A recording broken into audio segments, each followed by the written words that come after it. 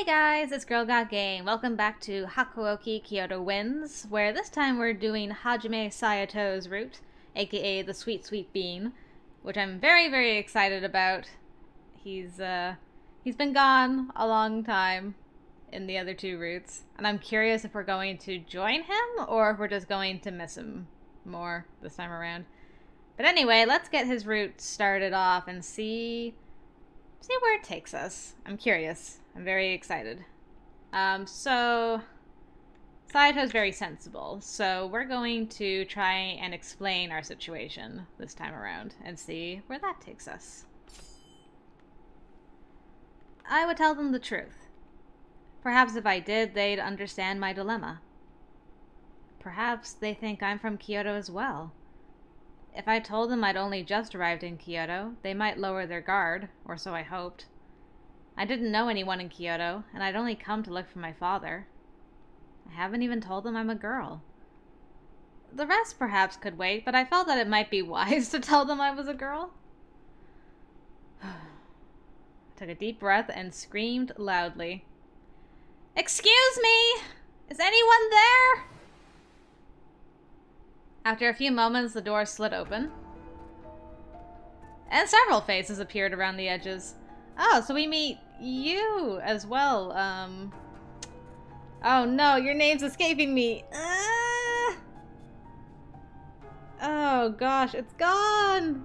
Anyway, other person that's not Hajime. Shinpachi, there it is. Like, starts with an S too. Well, you've got some balls. We've got you locked up and you think yelling will save you. Alright, you called us. Here we are. Have you made up your mind about dying? No, that's not it.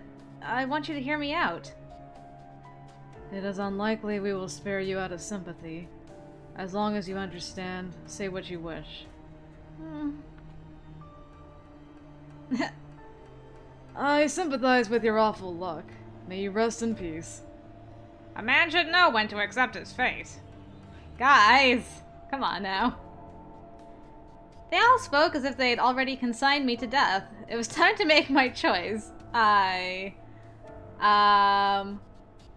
Which one of these? I mean, Saito already knows I'm not a boy. I'm not gonna give up, so I guess I'll just say, explain why I've come to Kyoto. Ah, looks like I've made a good choice. Also, I realized my mouse has been on screen this entire time. Sorry, I'm gonna move that down there. I turned to Saito. He was cold, but I hoped that meant he would hear reason as well. I'm looking for someone. Unfortunately, I don't actually know anyone in Kyoto. I only got here yesterday afternoon. Oh, alright. First butterfly. Then you are nothing more than a lone girl looking for someone to help you. See, he knows. Shinpachi's face. Yeah, well, Kyoto's not that safe to wander around on your own. Wait. What? A girl? You figured it out? A careful look is all it takes. You dress like a man, but you act like a girl. Was it the whimper that gave it away? Wait a minute. Are you really a girl? Well, yeah, now that you mention it, I guess you did seem kind of girly. Yeah. Huh? I mean, of course I realized right away. That noise! How could I? So, about me thinking you're a man, well... Struck dumb, eh, Shinpachi? Well, makes sense, I suppose. You don't exactly have a lot of experience with ladies. Wow. Portion. Well, thanks for letting me know right away. Let's go find Hijikata. Of course you'll come with me. You can explain yourself when we're all together. Oh, alright. He looked at me silently and nodded. I nodded too, unsure of what else I could do. Good. Good. Very good. There I was, surrounded once again by the leaders of the Shinsengumi. I noticed you were rather slim, and your features were far too soft to be a man's. But to think you were a lady this whole time. Kondo was nodding his head repeatedly, as if he were agreeing with a very intelligent suggestion. For him to notice the softness of my features, it flattered me a bit. Once you know she's a girl, she really doesn't look like a boy at all, does she? So we bound her and left her for the whole night? Oh dear. Well, she claims to be a girl, but it's not like we have any actual proof, right? Proof? Proof? Really? Not obvious enough for you, huh? Alright, will you feel better if I strip her down? No! You absolutely will not! To suggest such a thing is preposterous! I just figured it was the quickest way to settle the question. But I won't force it. Bleh. Well, if you really are a girl, then killing you would just feel kind of wrong. Why are you so naive? It doesn't matter. If we have to kill her, she dies. Exactly.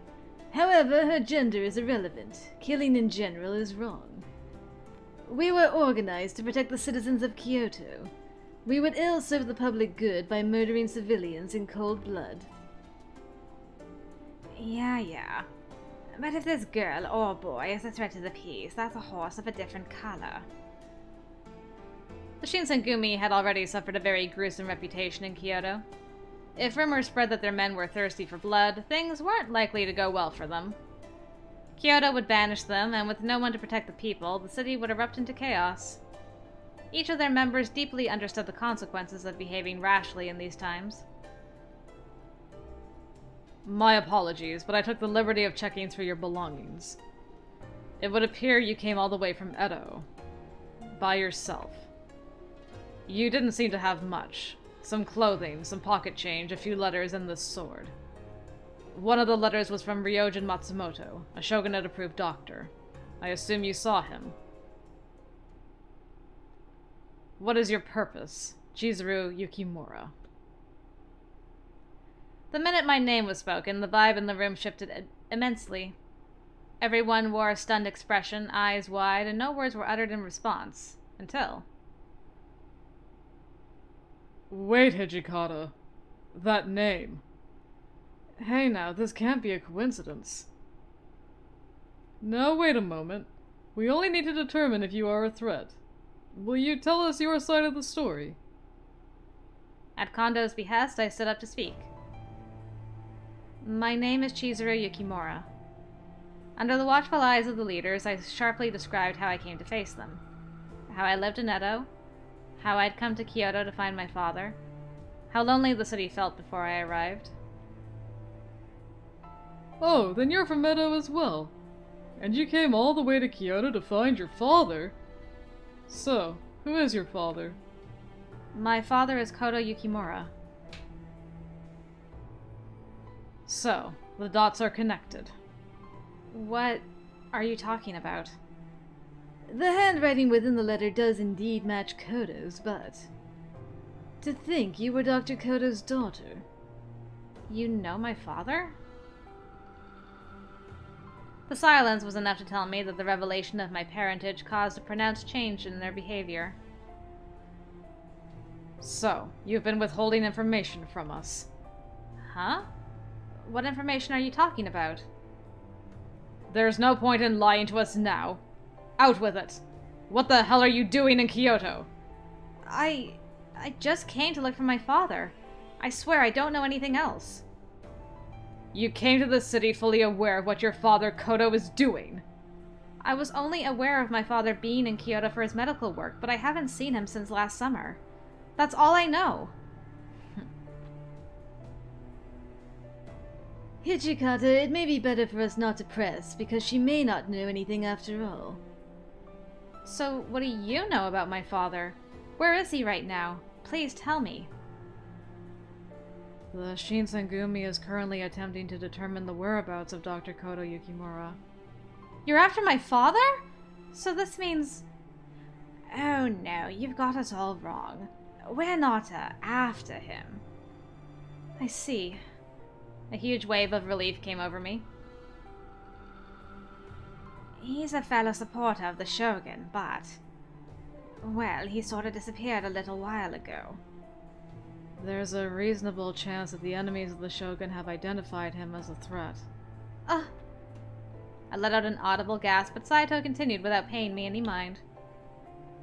There is, of course, the chance he's still alive. Doctors skilled in Western medicine are quite rare. I wasn't sure what else to do, so I nodded. My heart pounded in my chest, threatening to burst onto the floor. Kondo, what do you make of her situation? Would it be in our interest to help her, seeing as we are all looking for the same person? What exactly do you mean, help her? I only mean to say we should cooperate with her until we find Kodo. With her assistance, I'm sure our chances of locating Kodo will increase drastically. Huh? Looking for him may prove fruitless, however. If he's in disguise, spotting him will be difficult. You are his daughter, however. You ought to recognize him no matter how he may have disguised himself, yes? Yes, of course. I nodded as I spoke, while giving him what I hoped seemed like a steady, reassuring smile. Besides, having her stay with us regardless can be of use to our headquarters. What do you say, Toshi? Sanan is making a lot of sense. If it turns out that she doesn't know anything after all, then... It's true! All I know is that my father headed to Kyoto, but I don't know anything else. And about last night. I didn't see anything. Well, if she is his daughter, we can't really kill her, can we? His eyes narrowed as he looked down at me. If you promise to keep last night a secret, we'll let you stay until your father is found. Fair? I promise that the Shinsengumi will do whatever they can to help you find Dr. Kodo. Thank you so much. I'd never imagined something like this. I was elated to have escaped death, but not only had I survived, but I'd found my first decent lead. You must be glad we won't be killing you, huh? Well, won't be killing you just yet, at any rate. He gave me that same wolfish grin. There was no denying that my situation was still less than desirable, but it didn't matter for now. Yes, I'm very glad. Against all odds, at last, I'd found help where I'd never have expected it, the Shinsengumi. My first day in Kyoto was quite the adventure. In spite of everything I'd seen, my fortune was improving with every step.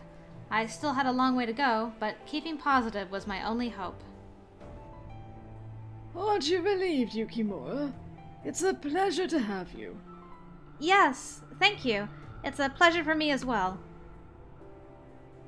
Hey, again, with her being a lady after all, I'm not sure that our all-male household is equipped for her needs. You bring up a good point. What would you have me do? I just now remember that again died horribly on us last time, and I'm sad. Oh no, again. Kondo crossed his arms and thought deeply. Should you require anything, you need only ask. We will do what we can to accommodate you. Thank you. Well, I guess we'll have to be nicer to you now that we know you're a girl. Gee, didn't take too long for you to change your tune when you saw she was a girl, eh, Shin? Oh, whatever. Having a lady here at headquarters is sure gonna brighten things up, won't it? I wasn't entirely sure I believed that sentiment. I'm not sure if our headquarters are, up to standards for a lady, however. But then again, she's not a soldier, so we cannot expect to treat her as such. Then make her a page or something. Want an assistant, Kondo? How about you, Sanan? Oh, come on now, Hijikata. It's your idea, so you can't just pawn her off on someone else. Ah, excellent. We can entrust Toshi with her. Well, there you have it, Hijikata. I hope you'll take good care of her. You sons of bitches! You can't just decide! As I watched their back and forth, some of my earlier relief began to ebb away. And this is how the Shinsengumi had come to look after me. And so begins my new adventure.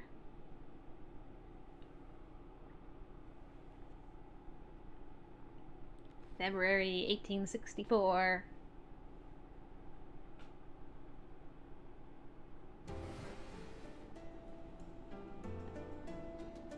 Mid-February 1864. I slid the door open and met a breath of cool morning air. Clumps of thick clouds trundled silently over the city, an unusually strong wind driving them along. It's cold today. I grabbed a jacket from near the door to wrap around myself. A week had passed since I'd begun living in the headquarters of the Shinsengumi. I was given a room of my own, but they made it clear that I wasn't to roam freely. They weren't the best accommodations, but given how close I was to being murdered by them, instead I thought it best not to complain. Still, do I really need to dress like this all the time? I stared at my feet on the cold floor. They'd given me temporary accommodations, but it wasn't without its strict conditions. The Shinsengumi will look after you, but we do not allow women to simply wander our doors. The Shinsengumi keeping a woman here. If such rumors were to spread, tongues would begin to wag. Even worse, it may invite guests who are also searching for Kyoto to come here looking for you. It is still up to speculation, however, whether or not he has been taken or attacked. So many unanswered questions hovering about, all the more reason to keep recklessness at a low. In other words, you need to keep this facade as a man. Do I make myself clear? Clear.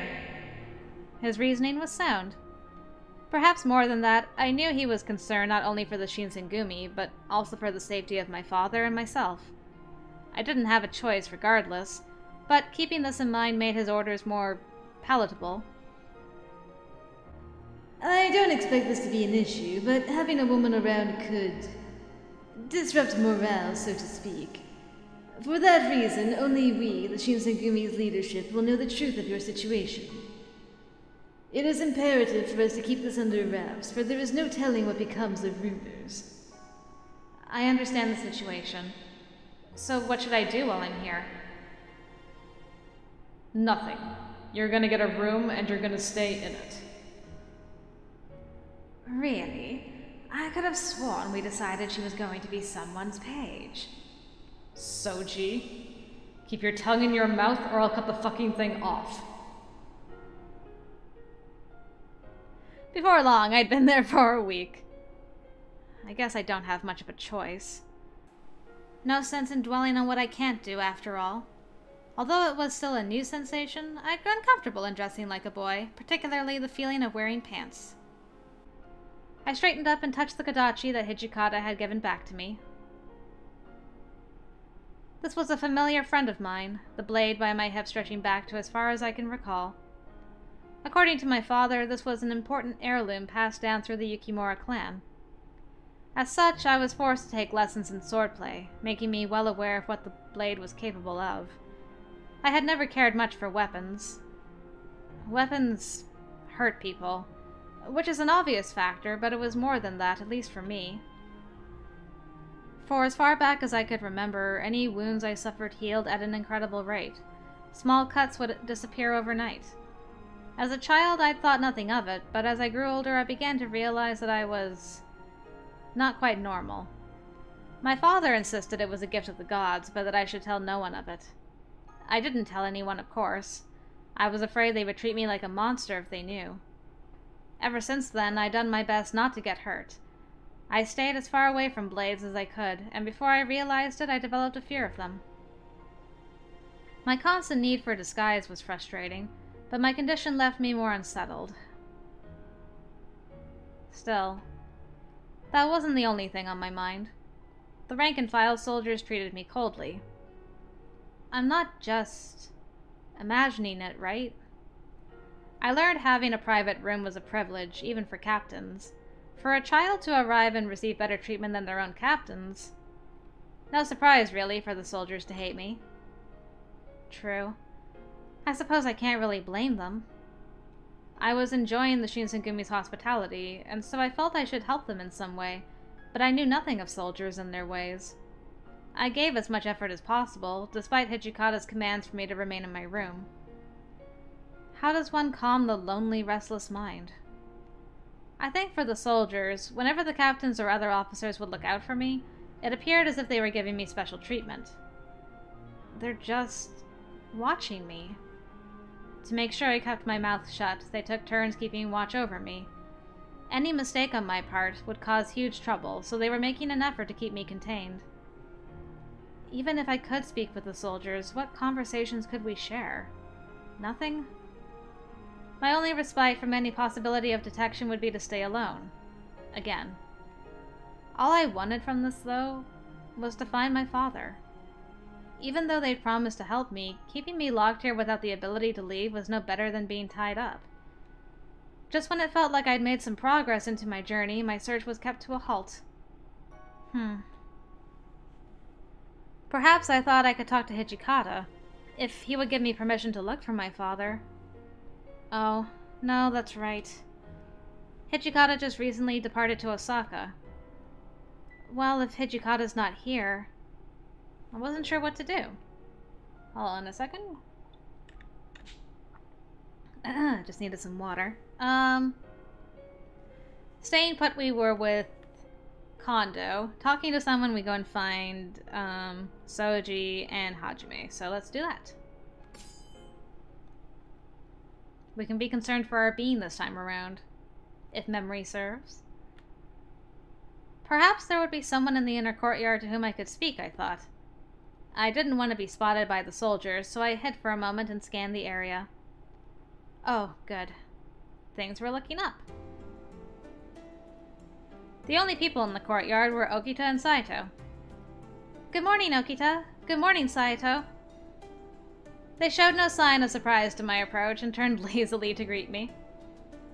Morning, Chizuru. Thinking hard on something, are we? How did you guess? We didn't have to. You just told us. At any rate, if you have something to say, then out with it. Well, I didn't want to impose or complain, but they had asked. I was hoping I could go look for my father soon. That's not possible. We don't have enough men to spare to keep an eye on you. He hadn't exactly left me any room for argument. Is there really nothing you can do? It's not like I want to go very far. Just walking around the city is enough. Well, I suppose we might be able to let you tag along when we go on our rounds. Your rounds? I must have worn a confused expression because Okita's eyes narrowed and he proceeded to warn me. This isn't just a stroll. While you're with us, you're in danger. If we make mistakes, our men die. If you don't want to get cut open by some angry Ronin, you need to be ready to fight back. Well, I do know a little of swordsmanship. I should be able to protect myself a little. Internally, though, I was frightened by the rounds. The last thing I wanted was to see another person die. I had seen enough of that to last a lifetime. Ha ha ha ha. If only we knew. I had to remind myself that fear couldn't rule me. No matter what, I had to find my father. Kyoto may be a dangerous place, but being paralyzed by fear would prevent me from ever finding him. In that case, allow me to test you. Let me see if that blade of yours is merely for show. What? I will hold back, but you need not. Come at me with your most powerful strike. But... Is something wrong, Yukimura? Draw your blade, unless it is merely decoration. No, of course it's not. And I have taken lessons, I'm not lying. But... I can't attack you. If my hand were to slip and I cut or stab you, not only would you be injured, but you could die. Their faces are great.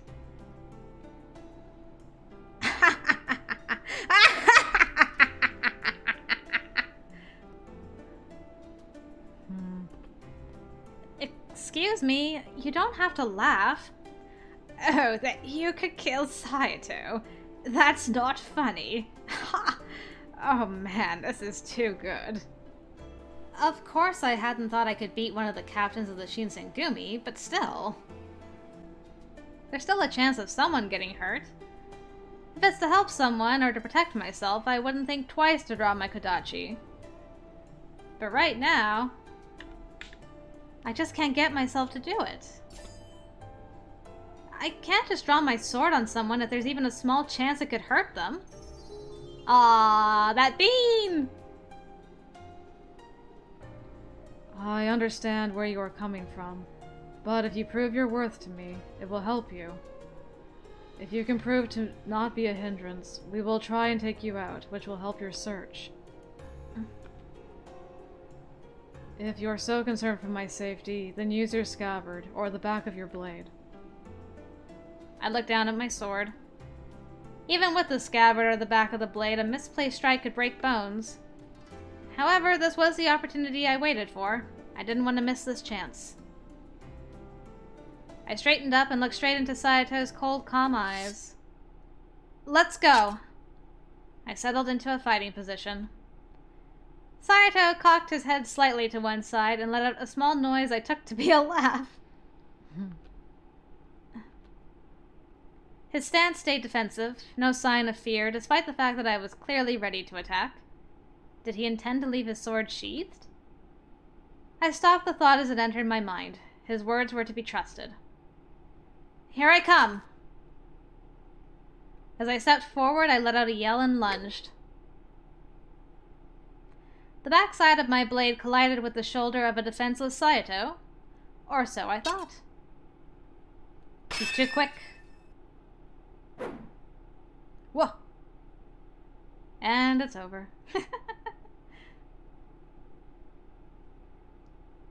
Now it's my turn to have a surprised look.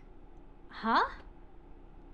In the blink of an eye, his face was only inches from mine, and I could feel the cold steel of his blade. This was the skill of a Shinsengumi captain. My body froze and sweat dripped down my neck. Your master should be proud. Your blade was not clouded. You can see into the heart of one's swordsmanship. You were blessed with a good teacher. He turned without another word, sheathed his sword, and began to walk away. I then noticed how wildly my heart was beating. What was that? This is a pretty nice little blade. Looks old, though. Huh? I looked over at Okita to see him holding my Kodachi. I looked down at my hand, where I'd expected the sword to be. It was empty. I'm sorry. Thank you for picking up my sword. He nodded and tossed the sword to me. I reached for it, but there was almost no strength left in my hands, and I nearly dropped it. The blow of Sayato's sword on my own had left my hands numb. That strength seemed almost inhuman. You all right? Gave you a bit of a start, didn't he? Not surprising. Sayato's a real EI master. Yes, I suppose I'm okay. But what's CI? I felt like a bit of a fool asking, but they seemed to think it was a perfectly legitimate question. A technique where one draws the sword from its scabbard and strikes the enemy, all at once. You see how the blade points up? Yes. You wear your katana just like my Kodachi, then? That's right. Older katana were once hung facing blade down, but modern blades are worn at the waist, blade up. Normally, one waits until the blade is drawn, then flips the blade over and faces their opponent.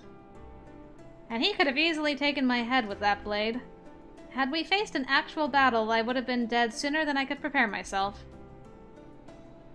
In EI, the sword is drawn with one hand. Some think it diminishes the power of your swing. That's not a problem Sayato has. It seems like he could easily finish an opponent with a single blow. Yup, Hajime's a real blood sport. He'd have finished you off right after he knocked the sword out of your hand. The only reason I survived that encounter was because Sayato had never intended to kill me. A thought that made me shiver. That's EI, then. And from a true master of the art. It left me speechless, trembling from its power. A feeling of horror began to creep and coil itself around my heart. The outside appearance of the Shinsengumi did not reflect their deadliness.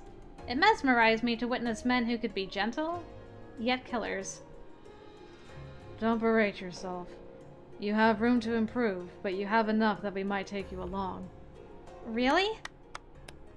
I looked from Saito to Okita. He gave me a smile and brought his hands together in polite applause. Well, look at that. Hajime himself gave you a pass. That's pretty amazing, you know. Then, that means you can take me with you? Well, if the man who told you to stay here approves it, then yeah, you're good to go with us. Right. I'd had a feeling he was going to say something similar, so I simply nodded in agreement. You're just going to have to wait till Hijikata gets back from Osaka. Sorry. Oh, you don't need to apologize, Saito. It's alright. Saito looked at me for a beat, then turned away. I thought perhaps he looked to me with pity.